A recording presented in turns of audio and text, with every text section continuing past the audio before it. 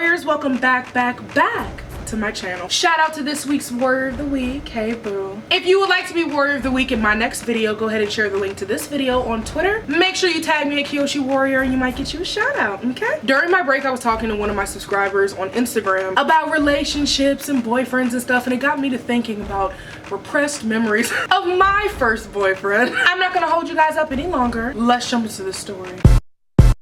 Let's go. Okay, so in 10th grade, I was pretty unpopular. I was fat, so you know all the things that come with that. Forget the fact that I'm gorgeous. I have a wonderful heart and just a bubbling personality. I was fat, so I didn't deserve any type of happiness. Boys ain't look at me twice, and if they did, they didn't want anybody to know they were looking at me. And I'd get messages in my inbox from them same niggas. The same ones that were calling me fat and joning on me with their friends, talking about some, I wasn't really serious, you know you cute, stop playing. I honestly gave up on finding any dude who would like be happy being with me in public, somebody who was proud of me, who didn't mind holding my hand and doing all that cute shit, and it honestly destroyed my self-esteem. I had a few friends at school, but I was cool with mostly everyone who lived in my cul-de-sac. And this kid who lived at the end of my neighborhood, we're gonna call him TJ. TJ had a friend and his name was Dre. His name was Dre. Dre would come over his house like 3 times a week and play basketball with like all the boys in the neighborhood. Okay, so let me tell you, Dre, he was dark chocolate, muscular, he had a fade. Oh my god, the cutest smile and a little gap in his teeth. I could not take him. So fine, I lived because he did not go to our school. He didn't even live in our neighborhood. He was so aloof and mysterious, and I wanted to know more about him. But at the time, I was still 13 and he was 16, so I did not think in a million years that he would want to talk to me. So fall was starting and the boys stopped playing basketball outside because it was getting cold. But I remember one night, okay, we were outside TJ's house chilling. Dre came up to me and he offered me his North Face jacket. He draped it over my shoulders. And that night we had our first real conversation, okay? He added me on Facebook. He would poke me every day, girl, like. So after that, we talked for like a month and he asked me to be his girlfriend. I peed. I could not believe this boy liked me this much. Like, he was so affectionate and loving. We were obsessed with each other. As soon as I get off my bus, I leave my books in my house, go to TJ's house, find Dre. We would kiss and stuff, and I'd be like, yo, this is the life. This is the life I deserve. But he was just perfect. He was perfect. We were together from like November all the way till like April or May. Then one day I came home from school. I did my usual routine, dropped my stuff off, went down to TJ's house. Nobody was outside, and I was like, So I go to TJ's door, I knock, and he lets me in. He looked a little more stressed than usual, so I was like, what's wrong? Like, what's going on? Where's Dre? Where's my beautiful chocolate man? TJ tells me that Dre has been arrested for armed robbery with a deadly weapon. He couldn't post bail, and he ended up doing like a year and a half at juvie. I was like, so confused. Apparently him and his friend broke into this old man's house. They tried to rob him at knife point, and I think the other kid had a gun. I knew his financial situation wasn't the best, but I never thought he would do something like that. But I was still really sad, like,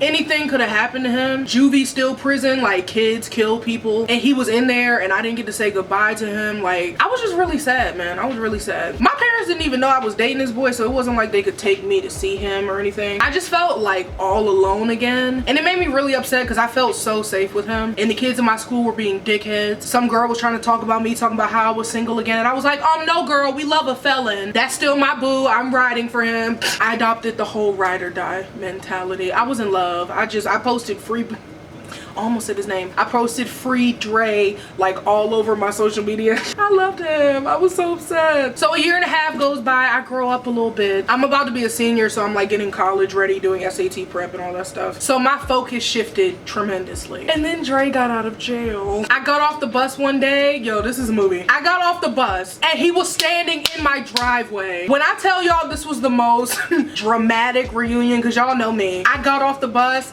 I saw him. I dropped my things in the street. I screamed, started crying. I like ran up to him and he just held me. Child, and he looked bigger. He was more buff. He threw his arms around me and picked my big ass up off the ground and spun me around, bitch. I was in awe. I was the happiest bitch alive. He looked the same, but like so different, and he was just like, I'm so sorry I left you. Then he said, I love you. I was dying because we never said that, and I was just thinking about it in the moment. He had been so good to me, and he was still so fine, and I was like, yes, I love you too. Everything went back to normal for the most part, but this is what ended us. One day we were in my house, we were like making out in my pantry, and then, oh my god,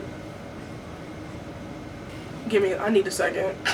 This shit was actually traumatizing, yo. Okay, so like we're kissing and stuff, right? And then he spit in my ear and then slurped it out twice. Now I know somebody's like, girl, you let him do that twice? No, sis, it was in succession. Like, it was, oh my god. Nope, no sir. This is not the slip and slide. Gross. I pushed him off of me, and then he got upset talking about some, why you tripping? What do you cannot be serious. I said that was gross. I didn't like that. He literally said, man, whatever, fuck you.